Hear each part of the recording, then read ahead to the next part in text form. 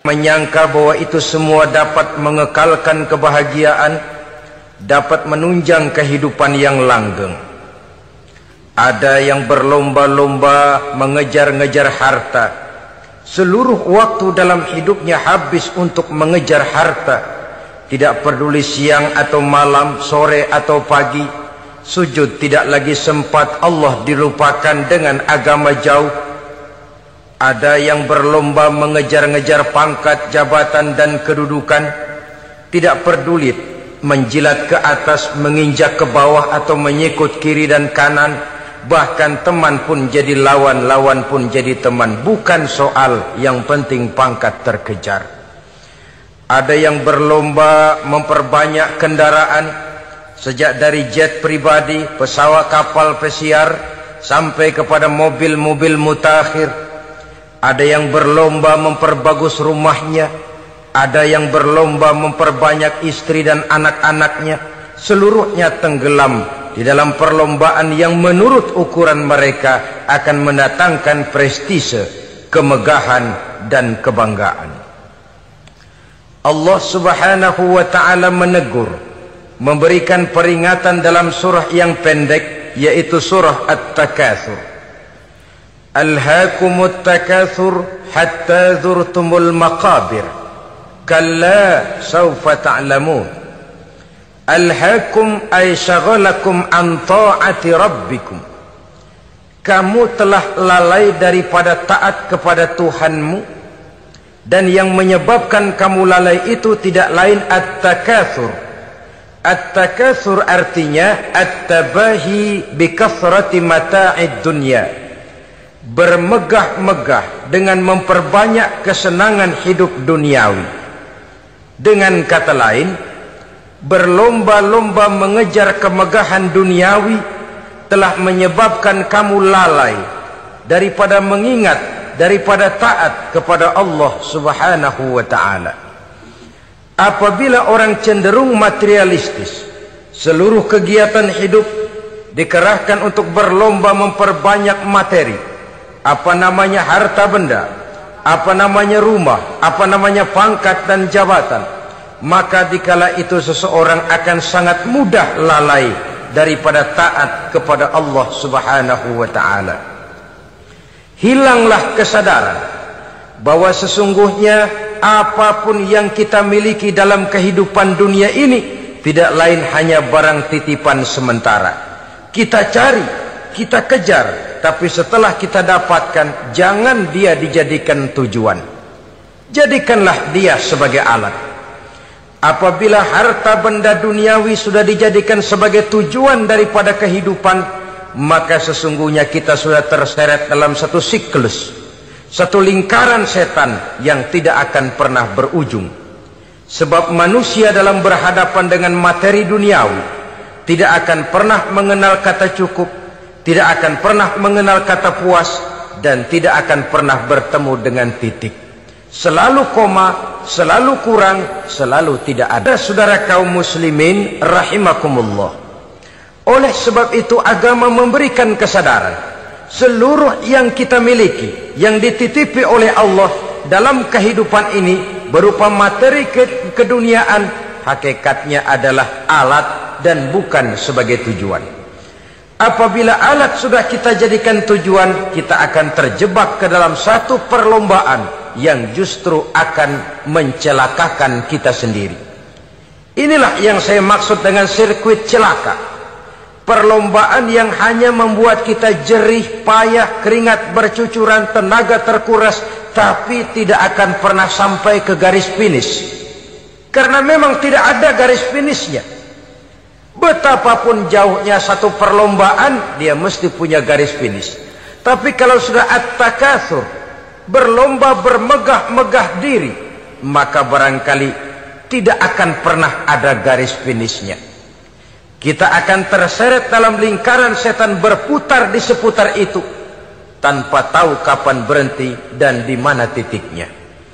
Agamalah yang memberikan kesadaran. Alhaakumut takatsur. Bermegah-megahan telah membuat kamu lalai daripada taat kepada Allah Tuhanmu. Semua sadar bahwa kita diciptakan tidak lain adalah untuk mengabdi kepada Allah. Nilai pengabdian ini sering lentur, nilai pengabdian ini sering luntur manakala kita sudah berlomba-lomba bermegah-megah dengan materi kehidupan dunia. Islam jelas tidak menganjurkan penganutnya jadi orang miskin. Bahkan Imam Ali karramallahu wajhah pernah mengatakan, kemiskinan bisa menyebabkan kekufuran. Ayat yang pertama turun juga kita tahu, Iqra, baca olehmu. Kan seolah-olah Quran cuma tidak langsung saja bilang, hai orang Islam, kamu jangan jadi bodoh. Kebodohan menimbulkan kemiskinan, kemiskinan mendekatkan kita kepada kekufuran. Jadi miskin sama kufur tetangga. Artinya dalam kondisi miskin, kemudi hati itu mudah terombang-ambing. Oleh sebab itu sering kemiskinan umat Islam ini dimanfaatkan oleh orang-orang lain untuk menyebarkan agamanya. Padahal agama adalah soal keyakinan yang tidak mungkin ditunjang dengan supermi, ditunjang dengan beras, pakaian, obat-obatan, beasiswa. Agama adalah soal keyakinan. Keyakinan adalah soal kebenaran, dan kebenaran itu adalah milik bersama. Tujuan diciptakannya manusia tidak lain adalah untuk melaksanakan ibadah. Kalau orang tenggelam dalam perlombaan memperbanyak harta, mempertinggi kedudukan, memperindah segala macam yang sifatnya duniawi, biasanya itu akan membuat dia lalai dari taatnya kepada Allah Azza wa Jalla. Kadang bukan hanya lalai daripada taat, juga sering terjebak kepada maksiat. Karena kalau pola pandang dan tolok ukur sudah benda duniawi semata-mata, sangat tidak mustahil orang lalu terjebak ke dalam prinsip menghalalkan segala cara. Asal sudah tujuan tercapai, cara apapun halal. Akhirat nomor 18. Nah, bukankah memang barangkali kita sejak kecil sudah dilatih untuk materialistis? Umpamanya kita hanya sering dilatih untuk takut kepada yang konkret-konkret saja, takut kepada yang nyata-nyata saja. Seorang ibu kalau menakuti anaknya, aduh nak, kenapa ini kau kerjakan? Kalau bapakmu tahu, waduh, habis kamu. Nah, kita lihat, kalau bapakmu tahu, kalau polisi tahu, kalau hansip tahu, kalau satpam tahu. Tapi jarang seorang ibu menanamkan kepada anak, nak, kenapa ini yang kau lakukan, nak? Bukankah kau tahu Allah lihat, Allah tahu, Allah dengar, Allah, nak? Diajarkan takut kepada yang gaib. Karena kalau takut dia kepada polisi, dia pasti bisa cari tempat lain dong yang polisi kagak lihat. Kalau takut dia kepada satpam, minggir dong ke tempat yang kira-kira satpam nggak lihat. Tapi kalau sudah takut itu terpulang kepada Allah, kepada yang gaib, tidak sejengkal tanah pun yang terhalang dari pengetahuan Allah. Tapi itulah salahnya kita. Sejak kecil anak-anak sudah kita latih untuk takut hanya kepada yang konkret-konkret saja. Akibatnya sampai dia besar melembaga dalam kehidupannya. Dia nyolong, kata temannya, kamu nyolong ya? Iya. Kok nyolong sih? Emang? Kenapa nyolong? Biarin.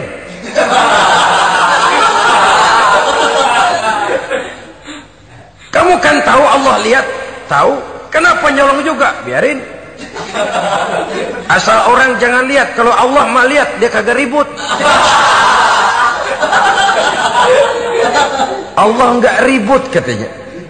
Nah, ini kan satu refleksi yang timbul daripada kenyataan. Jikalau orang hanya dijejali rasa takut kepada yang konkret-konkret saja, kepada yang zahir-zahir saja, yang akan tumbuh lalu mental kucing. Sopan, tenang, kalem, ayem, nggelenggem. Kalau ada orang, sedikit orang meleng, kucing kelihatan watak aslinya. Saudara-saudara kaum muslimin rahimakumullah. Oleh sebab itulah maka agama lewat surah yang kita bicarakan pada pertemuan ini memberikan peringatan. Kala, jangan begitu dong. Kamu boleh mencari dunia, silahkan cari harta yang banyak, cari pangkat yang tinggi, tapi jangan itu membuat kamu lalai daripada taat terhadap Allah Subhanahu wa ta'ala. Jangan karena keinginan mendapat harta yang sebanyak-banyaknya lalu melakukan segala macam cara asal tujuan tercapai. Itu sudah membuat kita lalai. Jangan karena ingin mengejar kedudukan yang tinggi lalu jilat atas injak bawah, nggak mempan jilat, dukun dipakai.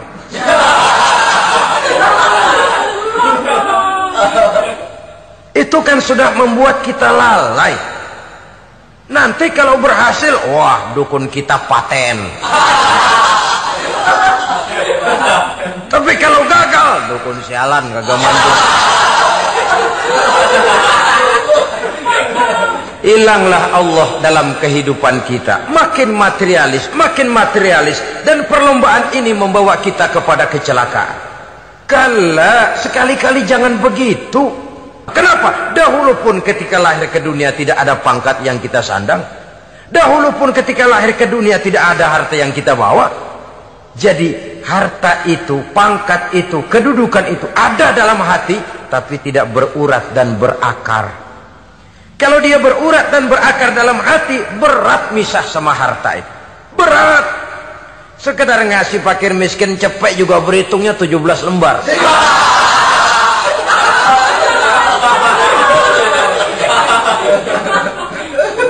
Dengar di kantornya mau ada mutasi, pindah dia dari tempat basah ke tempat kering, baru berita burung udah meriang duluan. Ini nanti bagaimana, itu nanti bagaimana, ini nanti bagaimana. Kan tidak jarang orang yang kena apa istilah kerennya zaman sekarang itu post power syndrome. Post power syndrome ini pernah dianalisa oleh Nabi. Kata beliau, irhamu salasatan minan nas. Sayangilah 3 macam manusia. Siapa mereka? Pertama, azizan zalla, orang terhormat yang jatuh hina.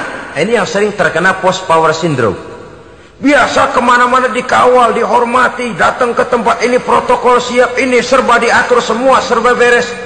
Begitu jabatan selesai atau pensiun, habis orang gak indah-indah. Dia lihat orang diemin aja, orang diemin dan orang tonton. Ini kalau nggak kuat mentalnya, itu kena post power syndrome. Akibatnya ya bisa jantungan, bisa leper, bisa darah tinggi. Ya penyakit-penyakit yang zaman dulu kita nggak kenal. Ini kan makin banyak dokter, makin maju ilmu kedokteran, makin aneh penyakit. Saudara hadirin yang saya hormati, post power syndrome kena apa yang dinamakan frozen emotional attitude. Tidak kuat menghadapi kenyataan. Azizan zalla, orang terhormat yang jatuh hina, itu sangat perlu dikasihani. Yang kedua, ghaniyan qad iftaqara, orang kaya jatuh miskin. Ini juga sama. Biasa hidup apa ada, serba ada, lalu harus hidup apa adanya. Ini kalau kurang kuat benar-benar memble.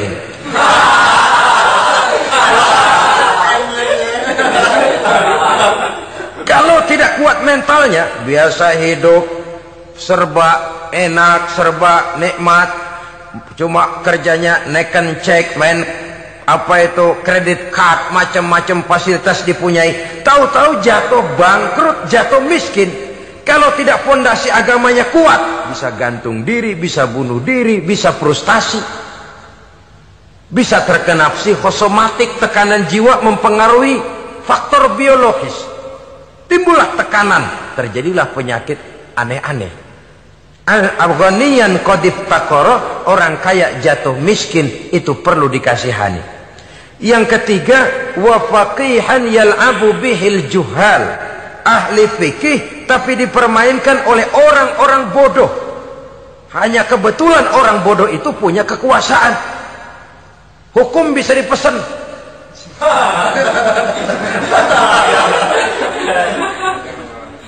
Aturannya haram, Ustaz, ada haram dikit aja dah.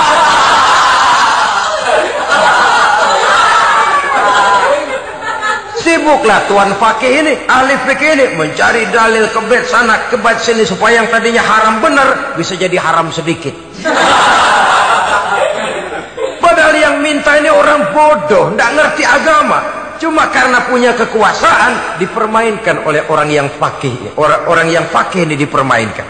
Kasihan orang yang seperti itu. Wa faqihan yal'abu bihil juhal. Ahli fikih tapi dipermainkan oleh orang-orang bodoh. Akibatnya karismanya hilang, wibawanya lenyap. Dia menyangka bahwa dengan mengharam-haram sedikit-sedikit itu dia bisa mendapat keuntungan yang berganda-ganda. Padahal akibatnya itu hanya akan membawa kecelakaan saja. Allah peringatkan benar, kala sekali-kali jangan begitu. Cari uang yang banyak silahkan. Ngejar kedudukan yang bagus boleh. Bikin rumah yang hebat silahkan. Ada kendaraan bagus silahkan. Tapi jangan sampai kamu terjebak kepada sirkuit celakai. Perlombaan yang tidak ada garis finishnya. Sering dicontohkan orang menghayal, melamun. Kamu kenapa nggak mau ibadah? Lah bagaimana mau sembahyang, saya di Jakarta masih ngontrak.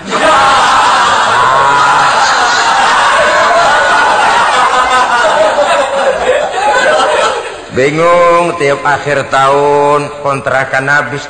Kalau punya rumah sendiri walaupun kecil-kecilan, tenanglah saya ibadah. Baiklah, baiklah, oleh Allah diberikan rezeki, bisa bikin rumah walaupun kecil-kecilan. Sudah punya rumah sendiri, belum juga ibadah, apalagi mulur lagi. Habis bagaimana mau sembahyang, rumah kecil banget. Pinggir kali, asal hujan bocor ya.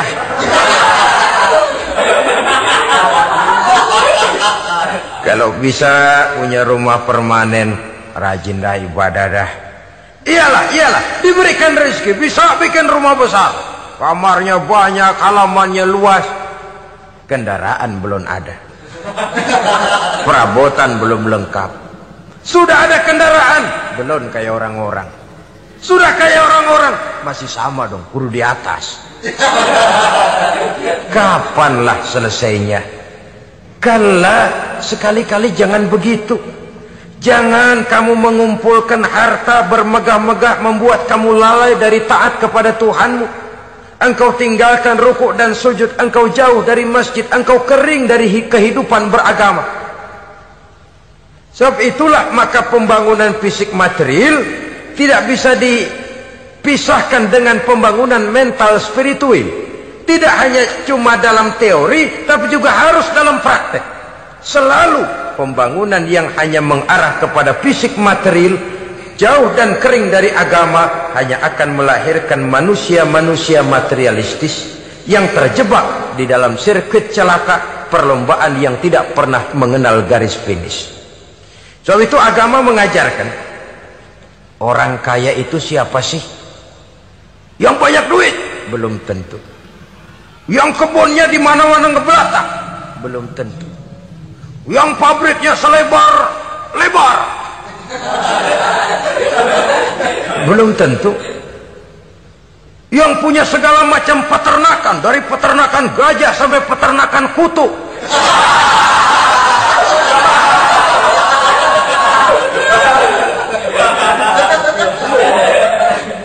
Belum tentu.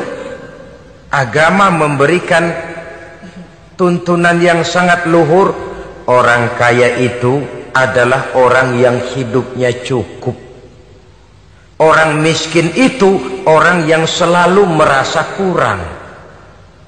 Bagaimanapun banyak duit saudara miliki, kalau masih merasa kurang, masih miskin saudara. Saya punya uang 1.000 rupiah, Anda punya uang 1 juta rupiah. Mungkin saya lebih kaya dengan uang yang 1.000 ketimbang Anda 1 juta. Kenapa? Dalam tangan saya uang 1.000 besar, artinya sesuai dengan kebutuhan saya. Tapi di tangan Anda uang 1 juta, kebutuhan Anda lebih besar daripada itu lagi.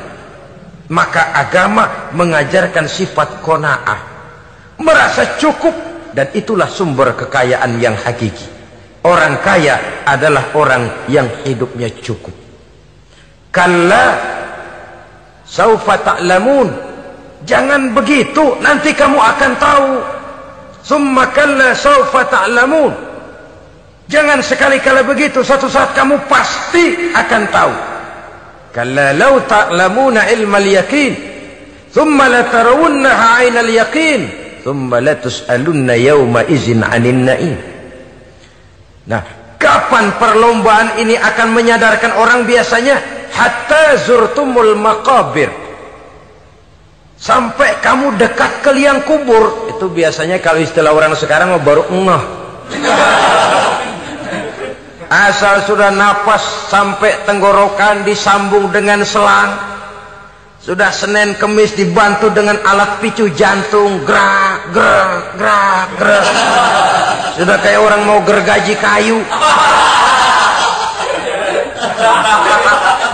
Dikala itu barulah sadar orang biasanya. Dan kesadaran semacam itu kesadaran yang terlambat, kesadaran ala Fir'aun. Fir'aun selagi hidup diajak beriman dan nehi aja.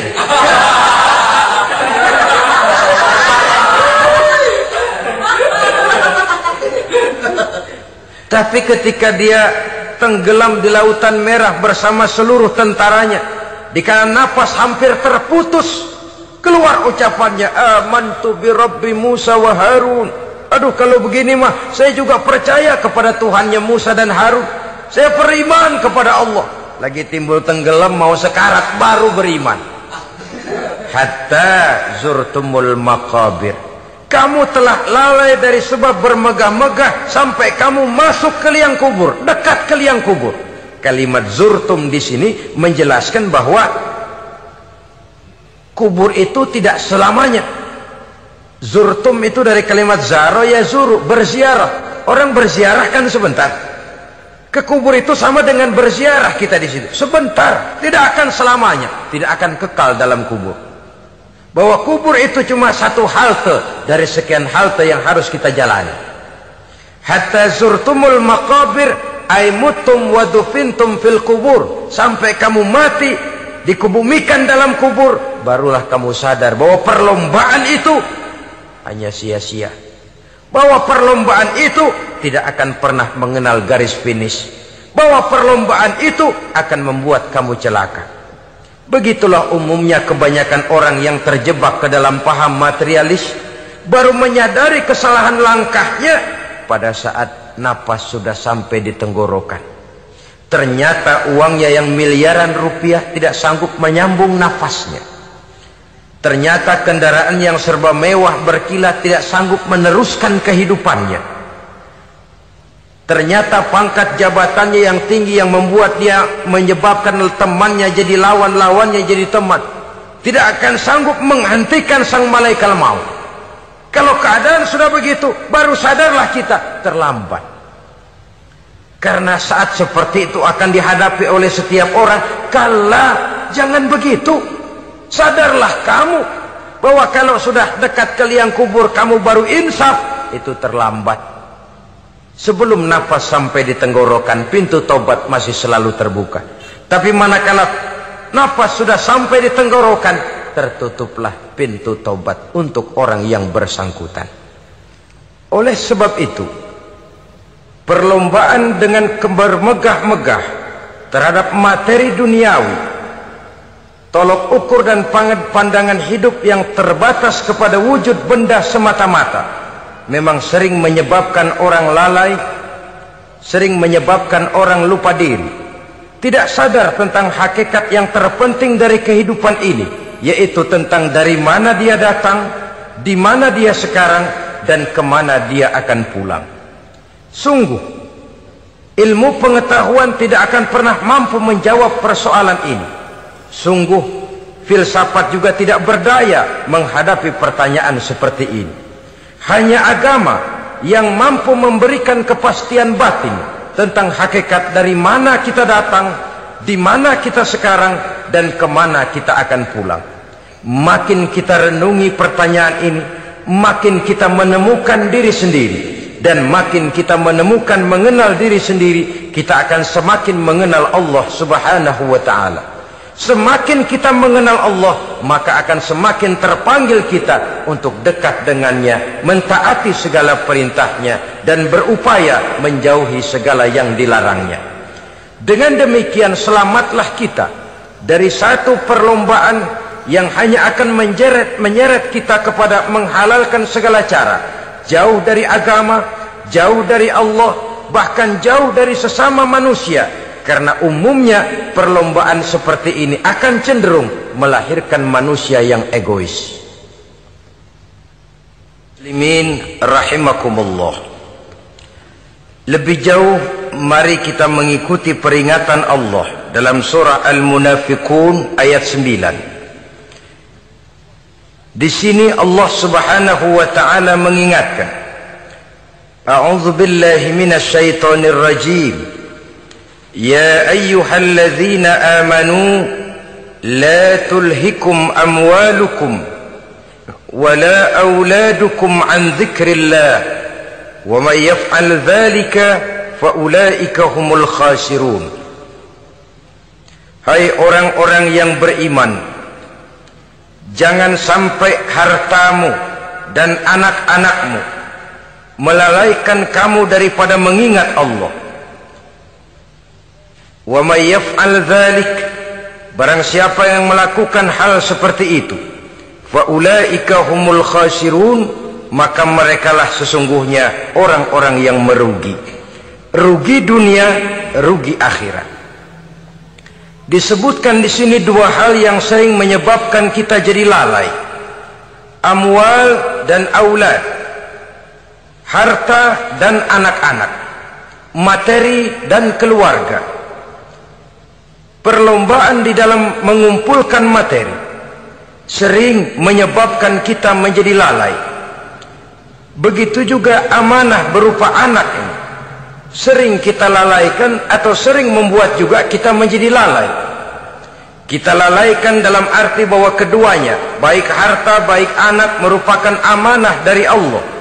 Setiap orang tua akan dimintakan pertanggungan jawab. Apabila kita lalaikan amanah ini, maka resikonya akan kembali juga kepada kita. Tapi satu hal yang jelas dalam ayat 9 surah Al-Munafiqun ini, bahwa perlombaan memperbanyak harta dan anak-anak yang masuk dalam kelompok at-takatsur itu tadi akan menyebabkan orang khasiru, termasuk ke dalam kelompok orang-orang yang rugi. Perlombaan yang hanya akan membawa kerugian semata-mata. Kemudian di dalam satu hadis Rasulullah sallallahu alaihi wasallam memberikan peringatan. Beliau bersabda, "Iza azzamat ummati dinaran wa dirhaman, nuzi'at minha haibatul Islam, wa iza tasabat ummati saqatat min ainillah." Wa iza turikatil amru bil ma'rufi wan nahyu 'anil munkari hurimat 'alaihim barakatul wahyi. Ada tiga hal yang kalau kita kerjakan akan menimbulkan tiga macam akibat di dalam hadis ini. Pertama, iza azzamat ummati dinaran wa dirhaman. Apabila umatku sudah mengagung-agungkan dinar dan dirham, artinya kalau umatku sudah jatuh menjadi umat yang materialistis, segalanya diukur dari dinar dan dirham. Dinar dan dirham ini kalau bahasa Inggrisnya dokat.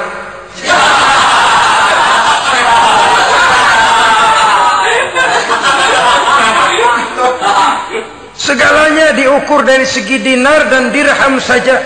Nuzi'at minha haibatul Islam, akan dicabutlah kehebatan Islam dari mereka.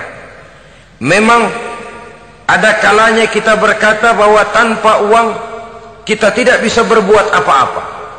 Tapi kalau itu dijadikan landasan dari segala sesuatu, itu yang dijadikan ukuran, itu yang dijadikan tujuan, kita hakikatnya sudah gagal sebelum melangkah. Apapun saja profesi kita, apabila sudah menjadi pendewa dinar dan dirham, akan hilanglah kehebatan Islam, akan dicabut kehebatan Islam itu. Umat Islam bisa dibeli, ulama bisa dikontrak, kiai bisa dicarter. Saudara hadirin ma'asyiral muslimin rahimakumullah, apabila umatku sudah membesar-besarkan dinar dan dirham, bermegah-megah dengan itu, berlomba-lomba memperbanyak itu yang menjadi tujuan dan tolok ukur dari segala kegiatan, nuzi'at minha haibatul Islam, akan dicabutlah kehebatan Islam, hilang itu wibawa. Walaupun dia bernama umat mayoritas dalam jumlah, tetapi dia minoritas dalam peranan, mayoritas dalam bilangan, tapi minoritas dalam percaturan kegiatan hidup ini. Kita ingat di zaman pengembangan Islam di masa Rasulullah sallallahu alaihi wasallam, mereka berlomba-lomba mengorbankan dinar dan dirhamnya untuk kepentingan agama, bukan mengorbankan kepentingan agama untuk mencari dinar dan dirham. Kita di zaman sekarang sering terjadi penjungkiran nilai, terbalik yang kita amalkan. Nabi Ibrahim mengorbankan putranya Ismail untuk kepentingan agama.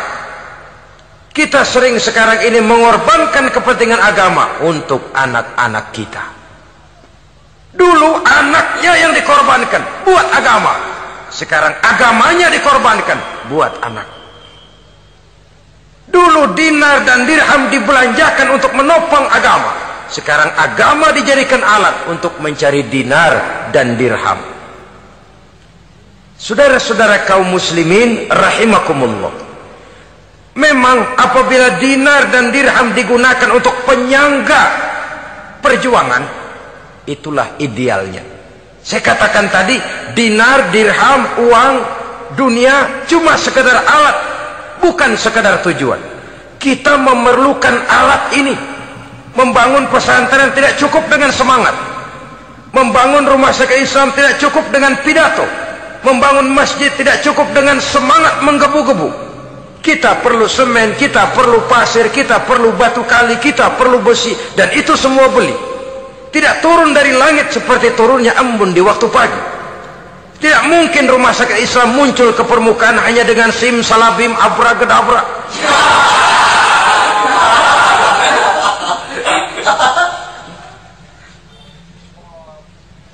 Oleh sebab itu, saya bersyukur kecenderungan belakangan ini pengajian-pengajian akbar di berbagai tempat tidak hanya sebagai ajang untuk menanamkan akidah, membina ukhuwah, tapi juga menjadi sarana di mana kita mengumpulkan dana, menghimpun potensi umat, menginventarisir potensi untuk kepentingan pengembangan daripada agama. Meskipun ada satu dua orang yang salah paham tentang ini, sampai kemudian saya mendapat satu merek yang cukup tidak enak untuk didengar, mengkomersilkan pengajian katanya, karena memang ada pengajian yang menggunakan sistem karcis, sebenarnya juga tidak etis. Undangan berikut infak yang seluruh hasilnya digunakan buat kepentingan agama, apakah itu rumah sakit, apakah itu madrasah, apakah itu masjid, dan 1 sen pun saya tidak menuntut bagian dari itu. Saya malah berprinsip, sepanjang saya masih laku untuk dijual dan itu memang buat kepentingan agama, persilahkan jual saja, asal buat masjid, pesantren, madrasah, rumah sakit Islam, kegiatan syiar dan dakwah, silakan. Tapi kalau sudah dijual buat kepentingan pribadi, memperkaya diri sendiri, tentunya dunia akhirat sulit untuk ridho kepada tingkah laku yang semacam itu. Kita memerlukan dana, umat di daerah membangun memerlukan dana, dan dana itu tidak hanya datang begitu saja.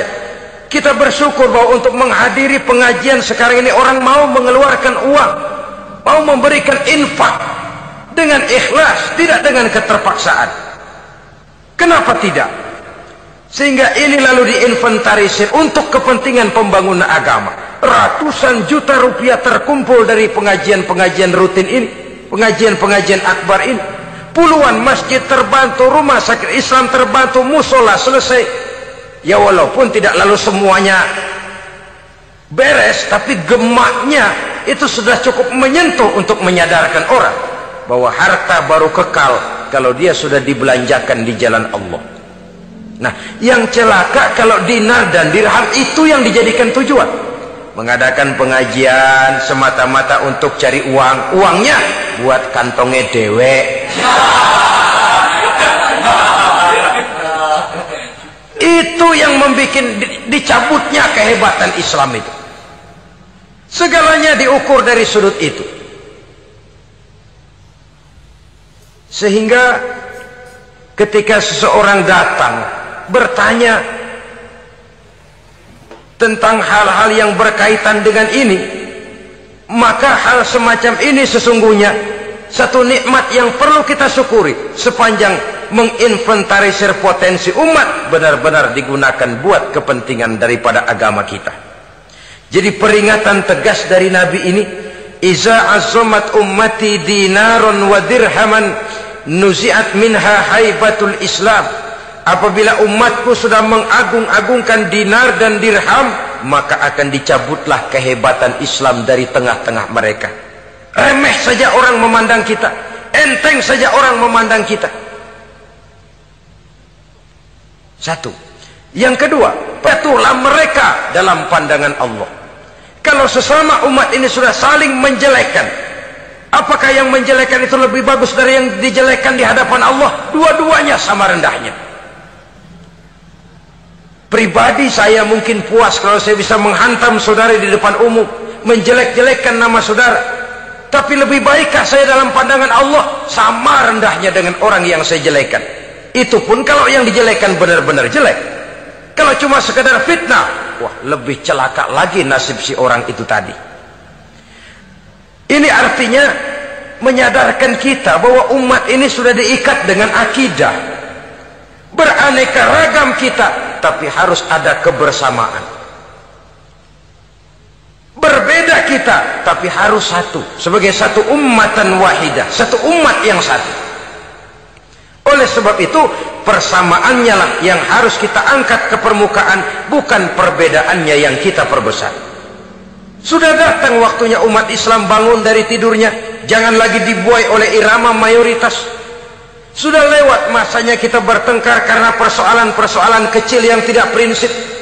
Sudah datang waktunya umat Islam bersatu, menyusun shaf yang lebih lurus, oleh karena ia dihadapkan kepada tantangan-tantangan yang tidak semakin ringan.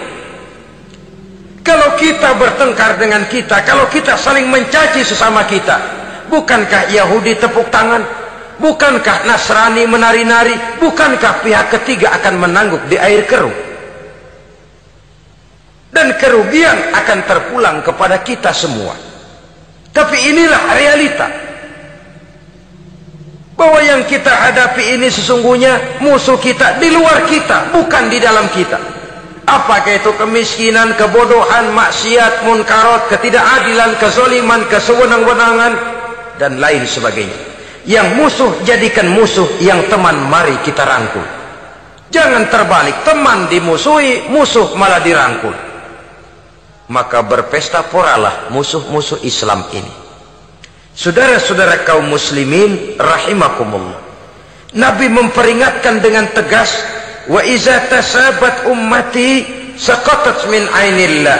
Jikalau umatku sudah saling mencaci maki, sudah saling berbantah-bantahan, jatuhlah mereka dalam pandangan Allah. Satu ayat menjelaskan, jangan sebagian kamu meremehkan, yaskhar, mengecilkan, menganggap enteng orang lain.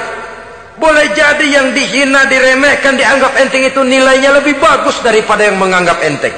Dalam hakikat segala sesuatu itu cuma kembali kepada Allah. Di sanalah penilaian finalnya. Manusia hanya melihat yang zahir. Makin banyak harapan hidup ini kita gantungkan kepada manusia, makin banyak kita harus bersiap untuk kecewa. Saudara-saudara kaum muslimin rahimakumullah. Kemudian yang ketiga peringatan dari baginda Nabi, wa iza turikatil amru bil ma'rufi wan nahyu 'anil munkari hurimat 'alaihim barakatul wahyi. Apabila amar ma'ruf dan nahi munkar telah ditinggalkan, maka akan hilanglah keberkahan wahyu, akan hilanglah keberkahan Quran, akan sirnalah keberkahan agama. Amar ma'ruf dan nahi munkar ditinggalkan. Artinya di tengah masyarakat sudah tidak ada lagi yang menyerukan ini baik, ini tidak baik, ini halal, itu haram. Mari kita sholat, mari makmurkan taklim, santuni yatim piatu, makmurkan masjid.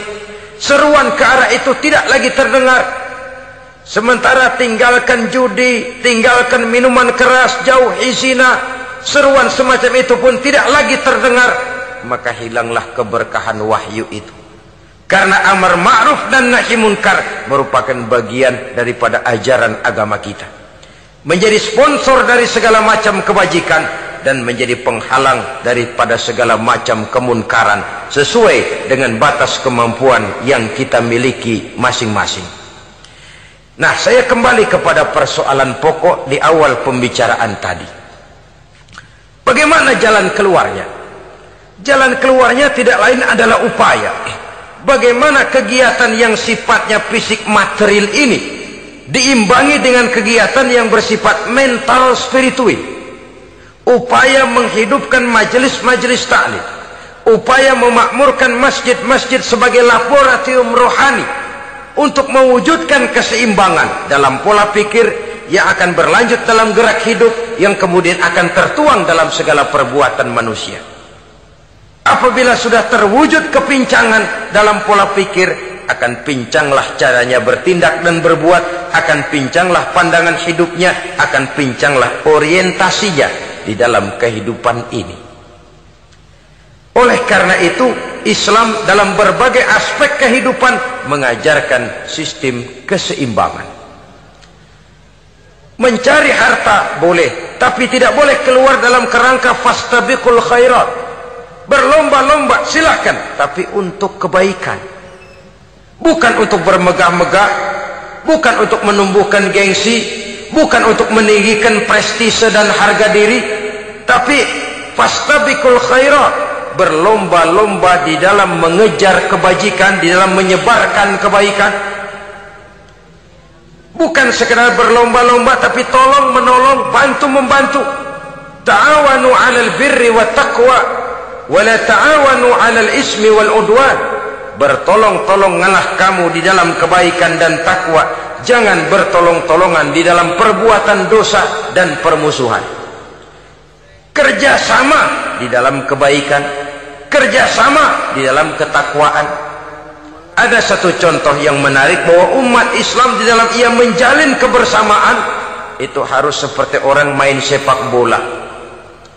Saudara lihat, orang main sepak bola, kalau pertandingan belum dimulai, silahkan kumpul di luar lapangan, atur strategi yang baik. Tapi kalau pertandingan sudah dimulai, turun ke lapangan hijau, jangan kumpul terus. Masa ada sepak bola gotong royong, groyok ke sana, groyok ke sini, ya kalah terus. Harus ada yang jadi penyerang tengah, kan begitu toh sepak bola. Harus ada yang jadi kiri luar, kanan dalam, striker, back, penjaga gawang. Yang penting kerjasama, teamwork, lalu mampu menciptakan operan-operan. Yang jadi back jangan ngiri sama yang jadi penyerang tengah. Jangan hasut, sebab bagaimanapun juga andai kata si penyerang tengah berhasil menjaringkan bola ke gawang lawan, kan kemenangan bukan kemenangan satu orang, kemenangan satu kesebelasan, kemenangan satu tim. Ini yang sering terjadi, back ngiri sama penjaga gawang, lalu penjaga gawang ngiri sama penyerang tengah, penyerang tengah ngiri sama kiri luar.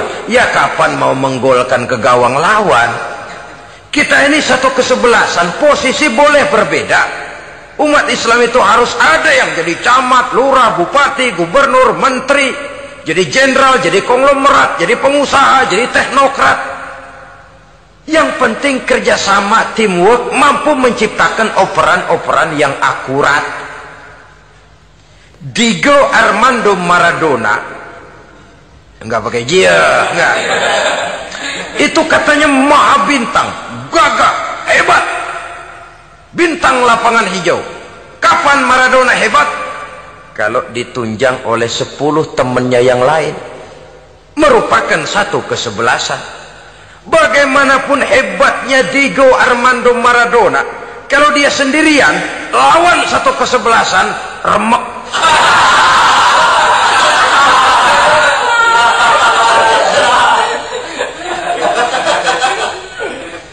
Dia hebat, dia jenius, dia maha bintang karena dapat operan dari teman-temannya. Bukan jegalan, operan. Jadi oleh sebab itu bagaimana kita menciptakan operan-operan akurat yang akan melahirkan kebersamaan di tengah-tengah umat. Artinya satu contoh saja. Misalnya seorang pengusaha besar, oleh karena kesibukannya di dunia bisnis, tidak perlu jadi ketua pembangunan musola. Tapi kalau ada musola belum selesai, operan. Operannya itu yang penting. Apa yang dioper itu? Semen, apa batu kali, apa besi? Yang penting operan. Operannya akurat. Kadang-kadang ada terjadi juga frustasi ngelihat lawan kesebelasannya terlalu kuat, ngoper ke gawang sendiri. Jebol. Kan sering terjadi begitu. Muslim didukung oleh umat Islam, ketika punya posisi menguntungkan malah mempersulit Islam. Ini kan ngoper ke gawang sendiri, bunuh diri namanya. Boro-boro jebolin gawang lawan, asal jangan bunuh diri juga lumayan. Jadi kalau saja kita mampu menciptakan kebersamaan seperti ini, baju boleh berbeda. Seorang muslim boleh dibungkus baju ABRI, boleh dibungkus baju dokter, boleh dibungkus baju teknokrat, boleh dibungkus baju konglomerat, sekedar baju. Tapi kalau terbukalah baju itu, kelihatan dadanya, terbersit nilai imannya, meresap sampai ke tulang sumsumnya. Dan pada saat Islam dikuti-kuti, akan timbul kecintaannya, akan timbul, saya muslim dan saya bangga dengan Islam saya. Saya muslim dan saya mau berbuat untuk Islam saya. Saya muslim dan saya siap mati untuk Islam saya. Dengan baju apapun dia terbungkus, kalau roh, jiwa dan semangat semacam ini tertanam, saya yakin kita umat Islam akan mampu berbuat lebih banyak dengan mewujudkan operan-operan akurat yang sangat diharapkan oleh umat itu tadi. Oleh sebab itu, saudara-saudara kaum muslimin rahimakumullah, baju boleh berbeda, bendera boleh beraneka warna, tapi jikalau bernama muslim, persamaannya yang dicari, jangan perbedaannya yang diperbesar. Nilai persaudaraan yang diikat dengan akidah semacam inilah yang banyak dicari orang, yang banyak menyebabkan orang masuk Islam. Di mana masjid kelihatan benar sebagai simbol kehidupan demokrasi dalam menciptakan ukhuwah, wawasan ukhuwah ini. Masjid simbol demokrasi. Siapapun masuk masjid buka sepatu, demokrasi. Siapapun orangnya, tidak peduli merek apapun sepatunya. Apa itu keluaran Cibaduyut Bandung? Apa itu modelnya Belli Beltoni Itali? Tidak soal, masuk masjid buka. Jumatan, kopral datang lebih dulu depan, pral. Jenderal datang belakang saja, dral. Tidak ada fasilitas khusus dalam masjid, karena di rumah Allah semua manusia sama. Si jenderal jangan lagi merasa jenderalnya, si pengusaha jangan lagi menonjolkan kebosannya. Masjid adalah simbol demokrasi daripada kehidupan umat. Sebab itu jangan terjebak kepada sektoral di dalam kita berbicara tentang ukhuwah ini. Kita boleh terbungkus dengan baju apapun, tapi kalau di balik baju itu tidak lain jiwa Islam yang mau berkorban, mau mengeluarkan harta, bahkan siap mati untuk Islamnya, maka kebersamaan itu akan mudah kita wujudkan. Tapi sepanjang kita berpecah belah, sepanjang kita centang perenang, maka tidak akan banyak yang bisa kita lakukan. Satu-satunya perlombaan yang bukan hanya dibolehkan tapi bahkan sangat dianjurkan oleh agama, yaitu fastabiqul khairat, berlomba-lombalah di dalam kebaikan. Berlomba-lomba di dalam memakmurkan masjid, berlomba-lomba di dalam menghidupkan majelis-majelis taklim, berlomba di dalam menegakkan yang ma'ruf dan menghancurkan yang munkar, berlomba di dalam menyantuni yatim piatu. Tapi prakteknya kan kadang-kadang terbalik. Kalau sudah kumpul yang diakur-akurin, udah nambah kebon belum? Pabrik udah diperluas belum? Bisnis sudah sejauh mana? Belum pernah ada ketemu lalu kongko masjidnya udah digedein ya. Jarang yang ngomong begitu. Madrasahnya sudah bagaimana, sejauh mana? Mesti yang enak itu ya nyocok-nyocokin. Bagaimana rumahmu sudah, bagaimana kendaraanmu, bagaimana pesawatmu, bagaimana bukankah itu juga takasur? Dari obrolan kan nanti yang belum kan timbul panasnya. Gile dia udah beli gituan, gue belum. Timbul panasnya, lalu berusaha, berlomba lagi, bersaing lagi, berlomba lagi, bersaing lagi. Walaupun persaingan perlu, karena tanpa persaingan orang jarang mikir. Hidup itu kalau nggak ada tantangan kan tidur kita. Orang hidup smooth gitu ya, jalan tenang, setenang ya nggak maju orang itu. Orang itu baru bisa mengalami kemajuan kalau dia sudah dihadapkan kepada tantangan, gemblengan, gojlogan, fitnahan, hinaan, caci maki. Persaingan itu perlu supaya orang mikir. Kalau mikir dia berbuat, kalau dia berbuat dia bisa maju. Tapi persaingan yang sehat, bukan persaingan yang lalu menimbulkan fitnah, menghancurkan nama baik orang lain, yang dilatar belakangi oleh sifat hasud, dendam, iri hati, lalu menghalalkan segala cara. Tidak, bukan itu. Persaingan yang sehat ini akan menjadi alat picu agar orang lalu berlomba di dalam kebaikan. Satu-satunya perlombaan yang bukan hanya boleh tapi bahkan sangat dianjurkan oleh agama, berfastabiqul khairat, berlomba-lomba di dalam berbuat kebaikan. Berlomba-lomba membangun masjid bukan berarti di sebelah masjid bangun masjid lagi, bukan. Kadang-kadang karena ada fastabiqul khairat, berlomba-lomba, nggak apa-apa dah. Di sebelah masjid bikin lagi masjid. Akhirnya azan perlombaan main kenceng-kencengan. Bukan itu yang diinginkan tentu, bukan itu. Bagaimana memakmurkan masjid, bagaimana memfungsikan masjid, bagaimana membina umat dan lain sebagainya. Jadi pembicaraan ke arah itu akan menimbulkan rangsangan untuk berlomba di dalam kebaikan. Kalau dia kok bisa menata masjidnya sampai makmur, jamaah senang datang ke sana, anak-anak muda betah di masjid, kenapa saya tidak? Apa konsepnya? Nah, ini kan berlomba, tapi berlomba dalam kebaikan. Kalau dia bisa menghimpun anak-anak muda lalu diarahkan kepada jalan yang positif, kenapa saya tidak bisa? Dia punya potensi yang saya juga punya. Berlomba di dalam kebaikan. Perlombaan semacam ini akan memberikan ketentraman karena jalan yang ditempuh jalan ibadah. Tapi kalau perlombaan materi, at-takasur tadi, yang timbul bukan ketentraman, panas. Karena panas, udah dekat, panas kan tetangganya hasud, dengki, iri hati, sakit, demam, orang lain maju, meriang. Lah kalau sudah begitu, hasud yang jadi bisikan hati, ya sudah, segala macam cara dilakukan untuk menjatuhkan orang lain.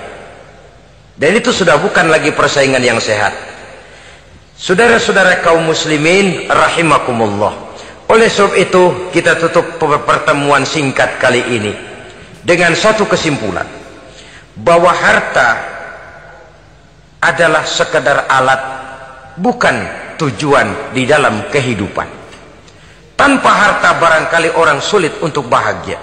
Tapi harta semata-mata tidak merupakan jaminan bahwa orang lalu akan bahagia. Termasuk di dalam kata harta ini pangkat, jabatan, kedudukan, anak, istri, keluarga, rumah, tanah, pabrik, kebun, peternakan, dan lain sebagainya. Perlombaan yang dianjurkan di dalam agama adalah perlombaan untuk berbuat kebaikan.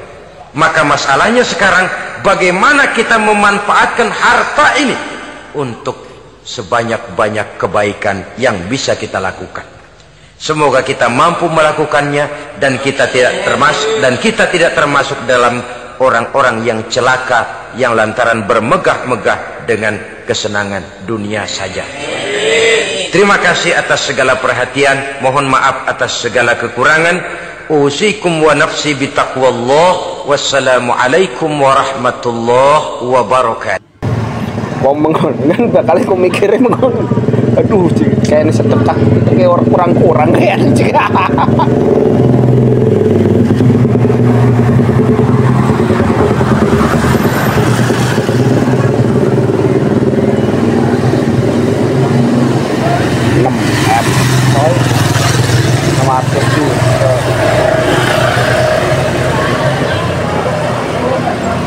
Bila picis doang kan, berapa tahun ngumpulakan, tahun tender kayak ini ya tender. Iyalah, masih lagi pokok. Ada anu ke, anak barang ke, di daerah kiri. Totalis semini, kayak riwes konon gue ya, sekrap dia, iya ke sekrap mahal.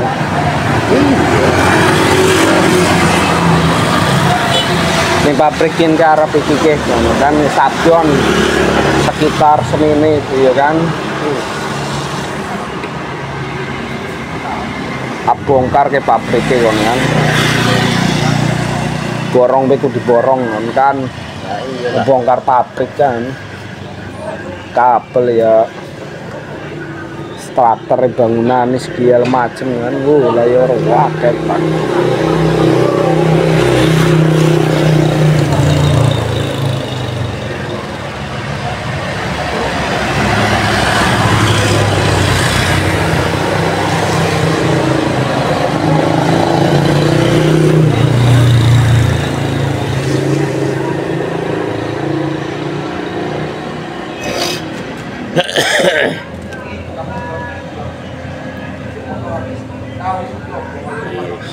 Macam-macam usaha ya. Berani gue masa teh. Biasanya ngantrakan kayak gitu.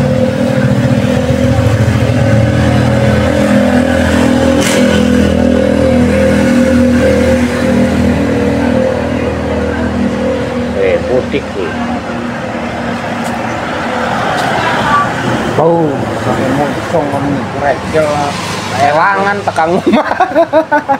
Aku nana angin anu mongkon. Kayak nalenane mengkono amat kurang iki amat kene. Vulgar amat konon koper segala.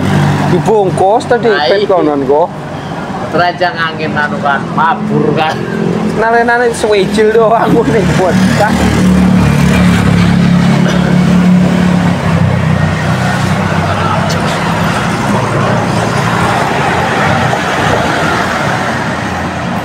Oh, alhamdulillah.